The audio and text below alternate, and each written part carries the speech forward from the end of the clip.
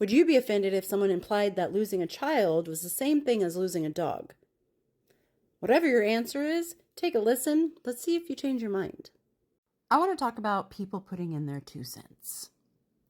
And it's probably not going to be what you think it is. So I drive a lot to and from work, and now for Uber. And a lot of times I'm sitting in silence. No music, no podcasts, just me and my thoughts. And in those quiet drives, I tend to drift into memories. Moments that shaped me, moments that broke me, and moments that I sometimes wish I could redo. I think about conversations that I've had and how I could have said things differently. And sometimes I even try to forgive myself for the things I didn't do differently. Because I can't go back. I can only learn. And today I found myself thinking about a conversation I had maybe a year ago with a young woman, maybe 20, 21 years old. I was telling her about one of the hardest parts of my life. Losing my 3 daughters due to my addiction and ultimately losing them to adoption. I told her what it felt like the day they were taken from me. My whole world shattered along with my heart as I buckled them into the back seat of this social worker's car and watched them drive away. I told her about being in the hospital just hours before that and just hours after giving birth, when a few security guards, a couple social workers, and a couple nurses came into my room and gently yet firmly took my newborn baby from my arms, put her in an isolette, and wheeled her out of the room. That moment completely destroyed me, and I knew in that moment my world would never be the same. And I'll never forget what this young woman said to me. Her response? She said, "I can understand how painful that must have been. When I had to put my dog down, it broke my heart. If someone took the dog I have now, I would be absolutely devastated." Now, most people would hear that and be offended.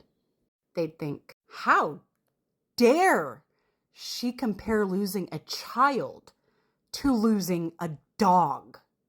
But I wasn't offended. No, not then. Because I realized something in that moment. Something really powerful. She wasn't trying to minimize my pain. She was trying to connect.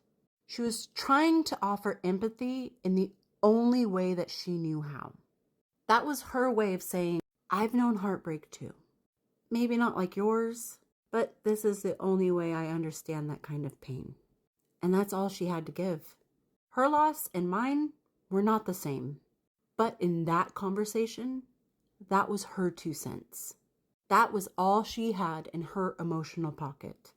And she gave it to me freely. And it made me think about how often we as humans misread moments like that. We are so used to being misunderstood that we jump straight to being offended when someone's empathy doesn't sound big enough. But most of the time, they're not trying to one-up you.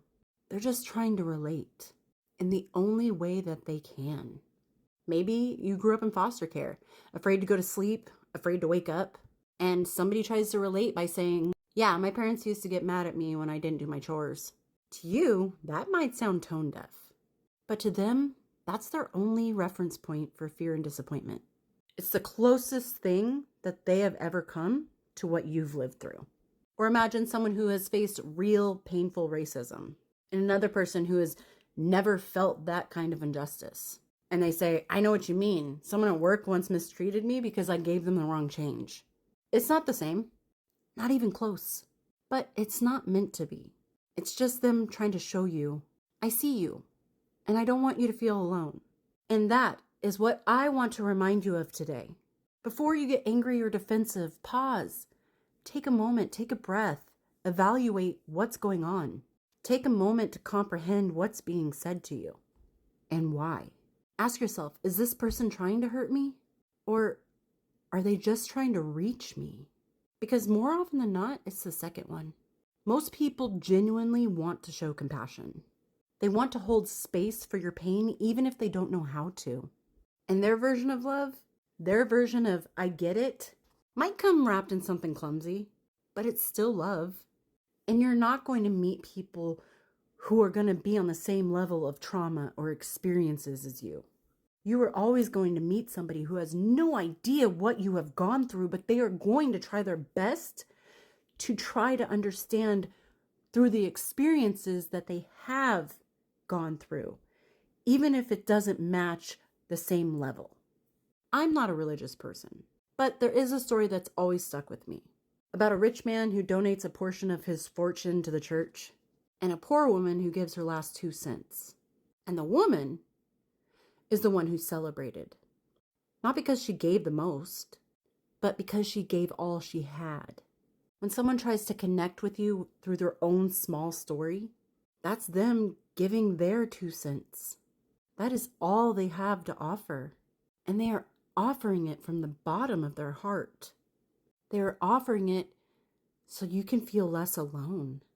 So before you're tempted to be offended, remember, it is not meant to insult you. It's meant to comfort you. It is definitely not meant to compare. It's meant to connect. It's a gift.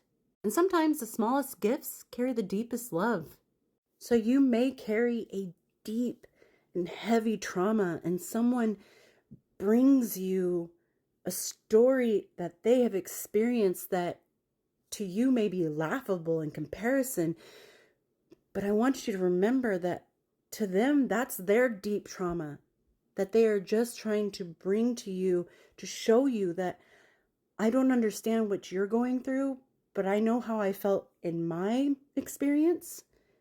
And I want you to know that you're not alone, because I remember how it felt to go through that. And I don't want you to go through that by yourself.